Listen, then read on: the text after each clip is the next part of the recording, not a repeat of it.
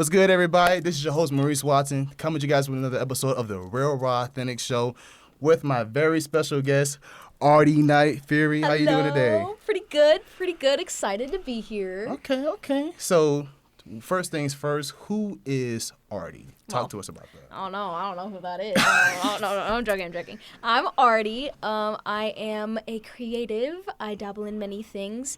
I am, just a average person living in a small town in southern Arizona. Like, I'm not really anyone special, but I Don't am. say that. No. Don't say that. Nah. I'm just saying, I am my own person. Let's just say that. Very creative person. I like that. So talk to me about what led you to start making music, and also on top of that, what was your childhood look like? Well, for you personally. So, I can't say that I had a bad childhood. My parents did what they could. They did their best raising me and whatnot. But I think the love for music really came from just growing up around it.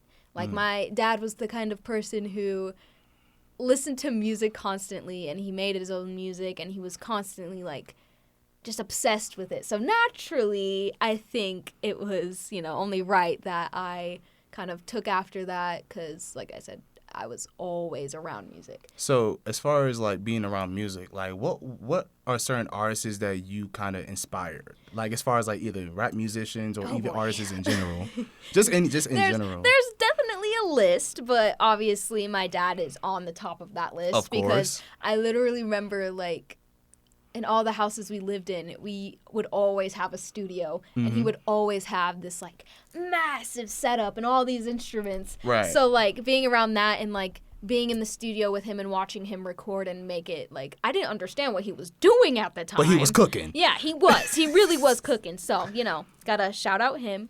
John Powell, the artist for a lot of DreamWorks movies. Shout out to John Paul. Love John Powell. How to Train Your Dragon is how I first discovered him. That entire franchise, Jonesy, I love that soundtrack so much. I think more recently I'm moving towards Metro Boomin, Logic. Okay. I've definitely changed up my music taste. I know that for sure, and I know that at least what I think, your music taste definitely affects how you make music as a music creator. That's true. So, yeah, just still a couple shout-outs, just off the top of my head. So, for me, as far as childhood for me, I always grew up around music, too. There was a time period when my pops was doing music. Pretty much most of my family was kind of, in the music business, so to speak. So, I remember how, my dad, he had, this piano. It was, a little small piano and stuff like that. So he was making some type of music or stuff like that. And this is when I first heard about music. Now, as far as the music that I grew up on, I'm talking J. Cole. Yeah, obviously. Kendrick, Big Sean, Kanye, Drake. No, I was kidding. Drake. So for me, I was so used to being brought up around music, but also gospel music as well too. Yeah, absolutely. Same here. So my question to you is, do you believe that as you grow older, your sound starts to change a little bit? Absolutely. Not only when we're younger, I feel like our ears are definitely more sensitive and not really as developed, and as you grow older, you obviously hear more, you listen to more music, you hear different artists, your taste of music changes. So I think yes, I think it's only natural. And Gotcha. For me, and we'll probably get back into this later, but I took classes this year for music, and now I definitely don't listen to to any music the same way. I have a different look at it. Right. If that makes sense. But no, I get what you're saying. Yeah. So piggybacking off of that,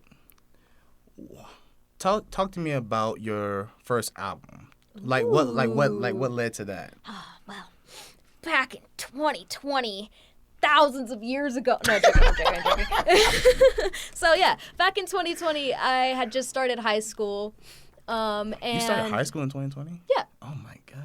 Was it? I think so. I don't remember. I was in 10th. Was it 10th or 11th grade? Oh my God. That's crazy. That's crazy. But yeah, back in 2020, COVID was a thing. COVID had just started, and it started to affect school. So I never really had a normal high school. But one thing that, like a high school experience, but one thing I do remember is being, I remember being in a class in my freshman year, music technology, and it was me, another kid, and our teacher. It was a small class. So, like, when I tell you, like, that was my free period. Right. But, like, I wasn't going to use it as a free period because I was genuinely, like, invested in music. So every single day, like, we would have half days, you know, like, the schedules were split. Like, we weren't in person for that long. But when we were, I love my teacher. He was the coolest, man. I loved him. Like, What's the teacher's name? Oh, gosh. Bold of you to assume I remember. It was that long ago. I'm sorry.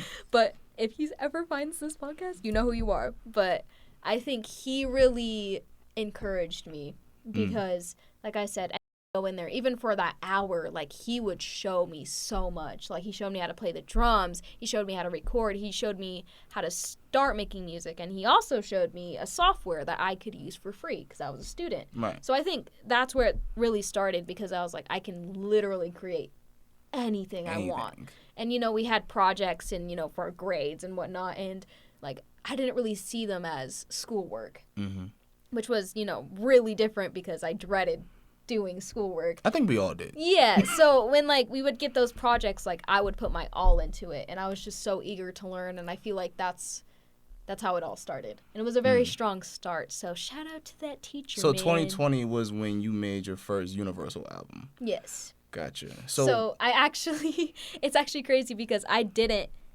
like, really think of it. Yeah.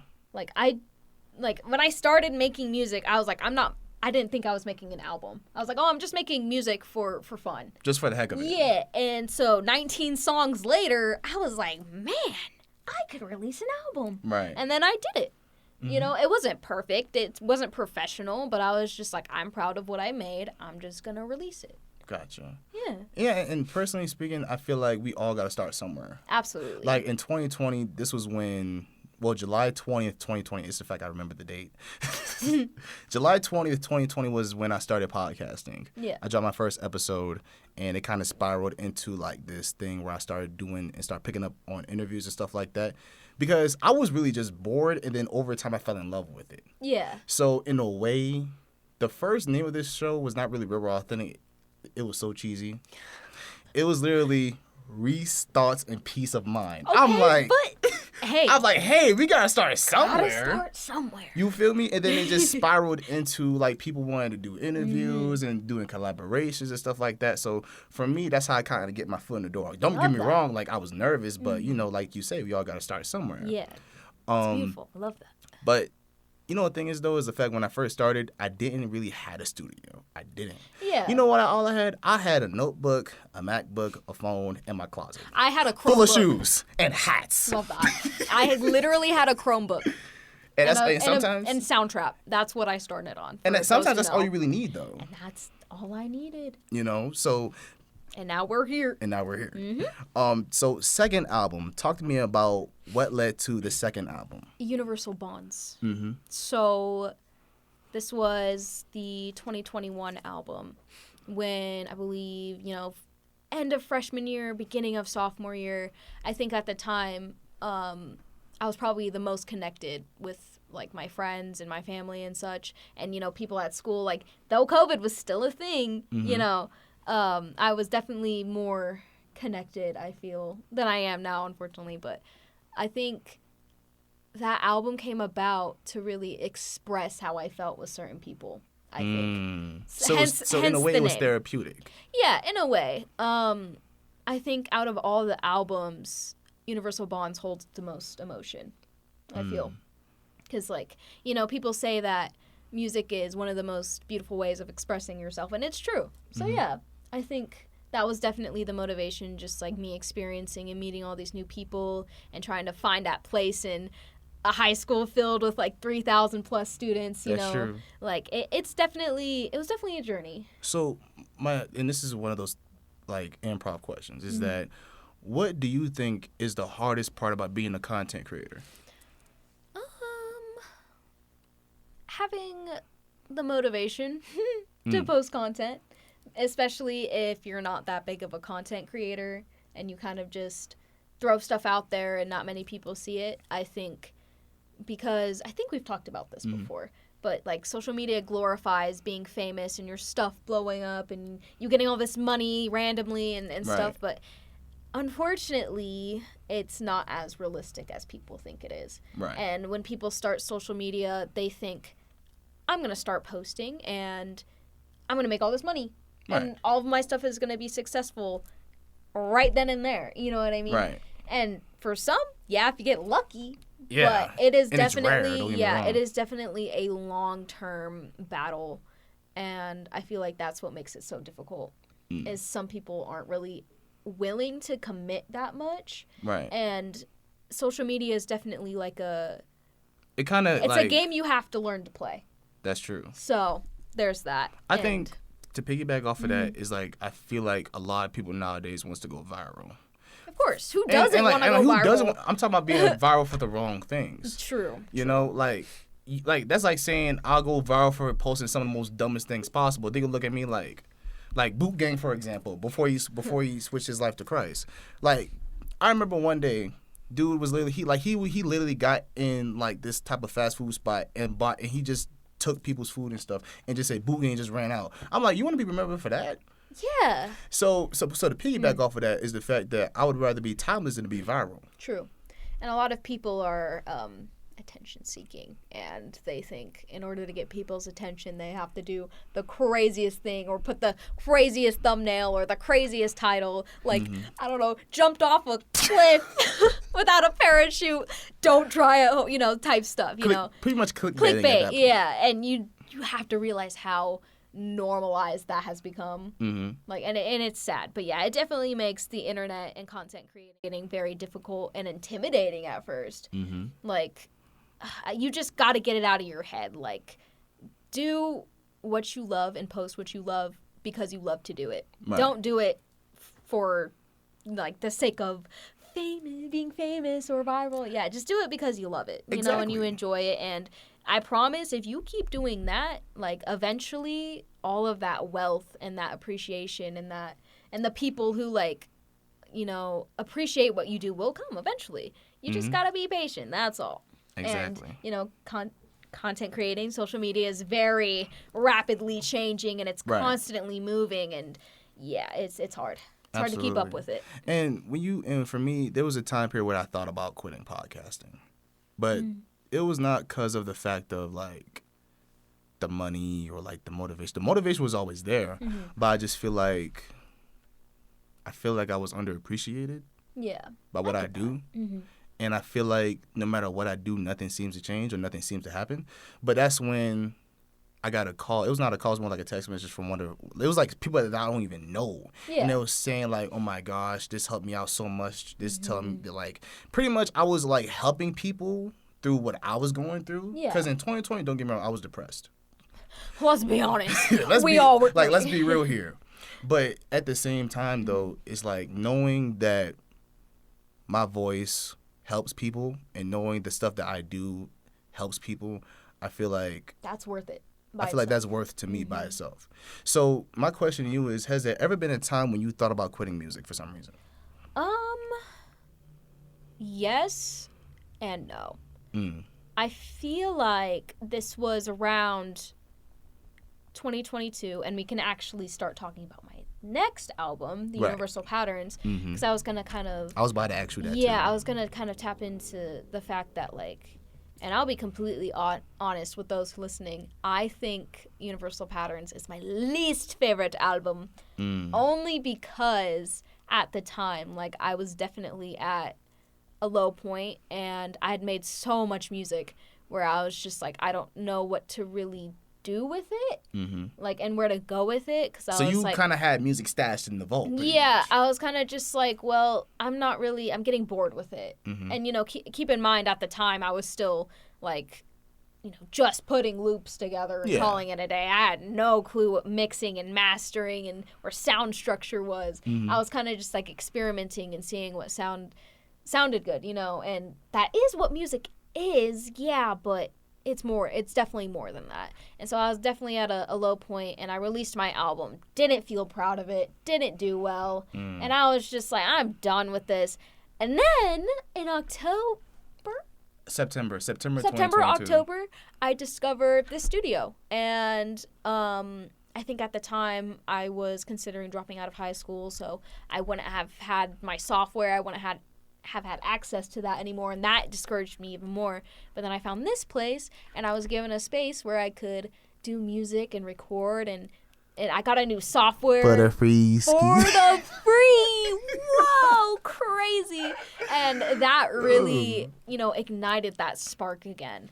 And, I obviously started coming here more, working on music, learning more, learning this new software. Like, it was incredible. And then I started going to school, and, again, here we are. Right. But yeah. I think, so for the ones who didn't know, I moved here in July of last year, 2022. So this year will be 2 years since I've been in Arizona. Dang, that's a long time. It is. But there was a time period when I kind of stopped podcasting because I was like already planning on moving and a whole new environment and stuff like that. So for me, it was a change of pace for me. It was like a new experience, meeting new people and everything in between. I feel like it did a lot of good for me. Yeah.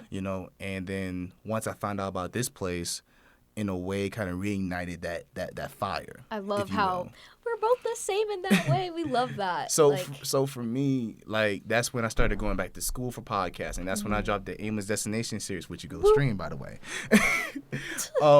But yeah, so I feel like what that did for me kind of reignited my love for podcasting. Yeah. And that's when it's like, I feel like God is what pushed me on this path to do. And don't get me wrong, and the possibility can be endless. But I always tell people this is the fact that, like, there was a time period within that time between, like, August, September to, like, even in early 2023 where it's like, I want to be a lot of things. I want to be a content creator. I want to be this. I want to be that. So for me, is the fact that, like, I had so many things I wanted to do, but I don't know how to apply pressure to it. Yeah. But the one advice I can say is this. I know this probably like a lot. I know it's probably be a good couple of people that know where I'm coming from. Is the fact that at the end of the day, just focus on one thing that you're truly passionate about, and it will like come like a domino effect. Yeah. So that's pretty much like my main advice is the fact that if you were to like do all the things, you're only going to get so far. Yeah. But definitely. if you focus on one specific thing and be consistent with it, who knows how much doors you're going to open? Exactly. You know? And then I was going to ask, did you have any more questions about the Universal Patterns album? Yes. As a matter of fact, I have. So my question to you is, what do you think was your best song you produced from that album? Ooh, okay, hold on. I gotta look. I'm sorry. So if I go to my super snazzy YouTube page at Artynightfury, I got some playlists available. Let's see. Universal Patterns. There's a few. We're doing this live, by the way. We are. I think, Runaway is probably one of my favorites. And you should go check it out. Yes, absolutely. And then Eye of the Storm, I think. Ooh, okay. Probably one of the best, I think, from that album. But like I said, at the time, Patterns holds a lot of emotion as well, but not as much as the Vaughn's, most recent I feel. one. So, speaking of albums, let's talk about your most recent album. Okay. Universal Changes. Came out last year. And to you, and I've seen your progress and you've been working on it for about like a good year. Oh yeah, bro literally listened to the songs about like 60 times before they actually released. So yeah, he definitely witnessed all of it. So my question to you is, like, in your mind, what was the main thing that you wanted it to go for in this album? Like, as far as like the thought process behind it, like what was going through your mind when you were making this album? Okay.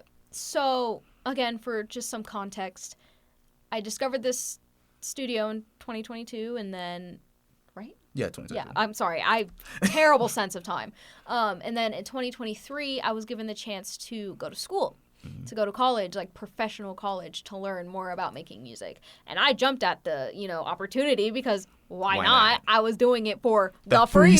So I was like, why not? And when I tell you that class really opened my eyes to everything that like I had been blind to making music beforehand, like it was literally mind-blowing. And as I said before, I don't listen to music the same way anymore. Right. Like there's certain cues that you pick up on. I don't just listen to a song and be like, oh, that's a nice song. I'm sitting here repeating the song over and over again, analyzing every single chord, beat, progression, bridge, whatever. And like it's amazing, really, because music is sound waves. That's really what it is. And we manipulate those sound waves to express emotion. And I think that was really, like, incredible. Right. And I'm gonna shout it out. Mixin Academy is what I took.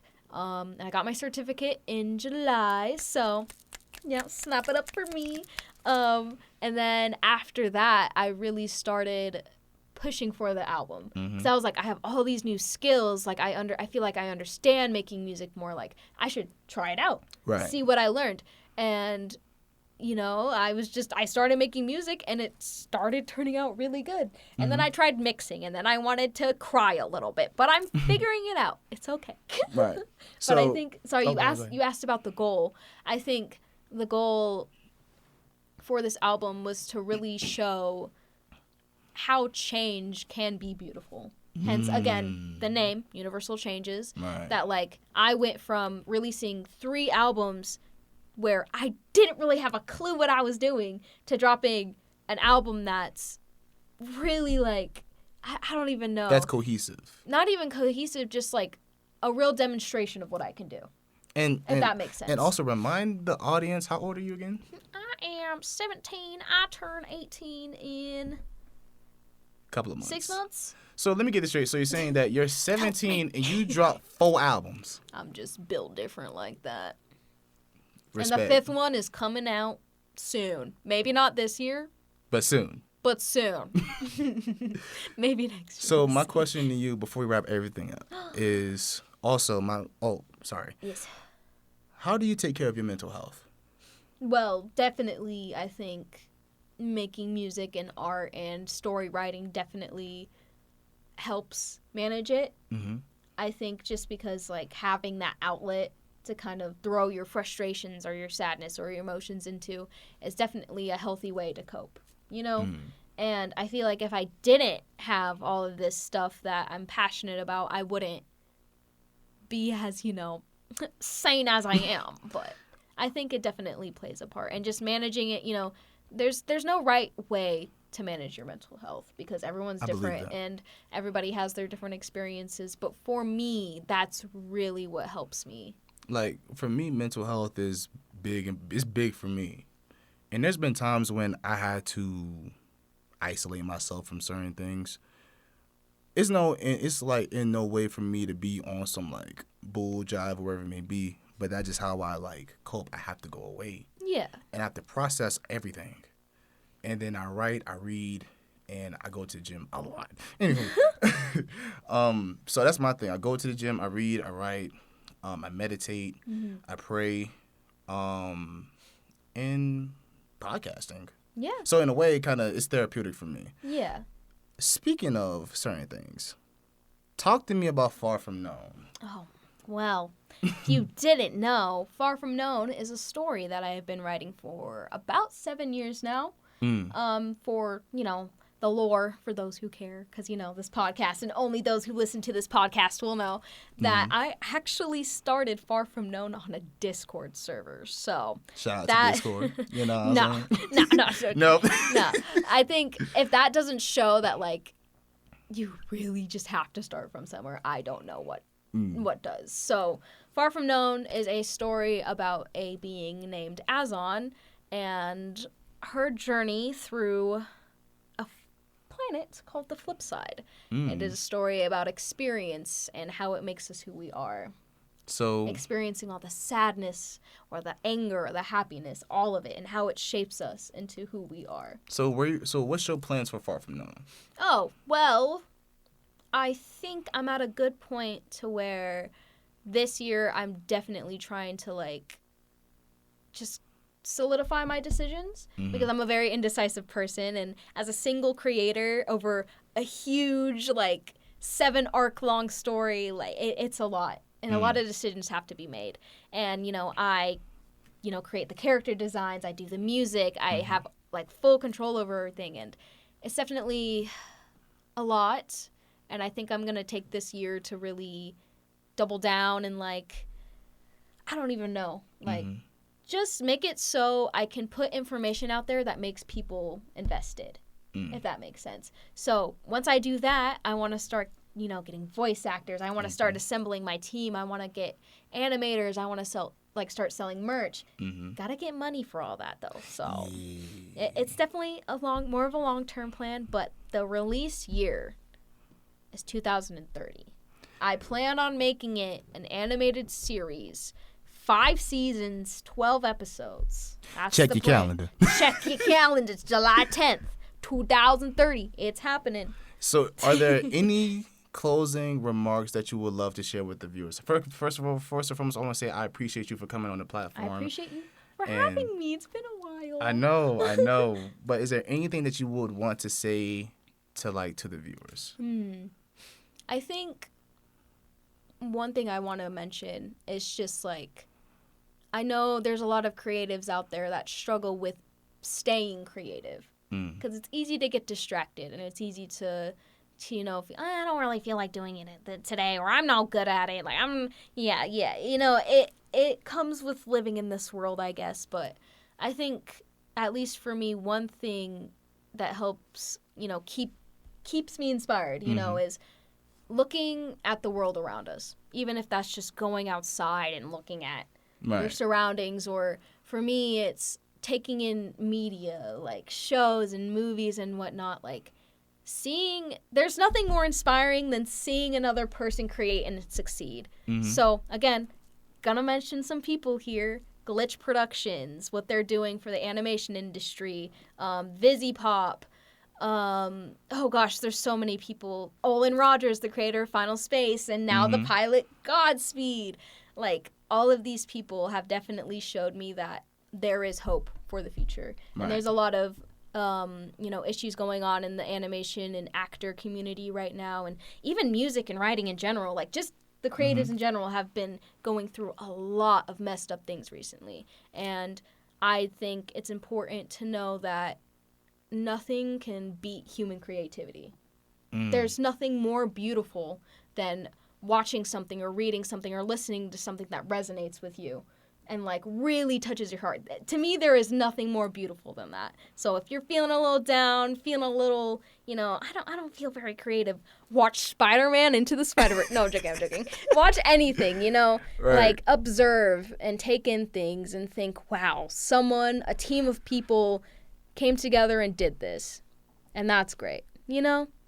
And I think one last thing I would like to say is to check out my socials. I got a YouTube, I got an Instagram, a TikTok, Discord, and no, not Discord, not yet, anyways. And I am opening an online shop soon. I will be selling spray paintings and soon Far From Known merch. So it's at Artynightfury for both.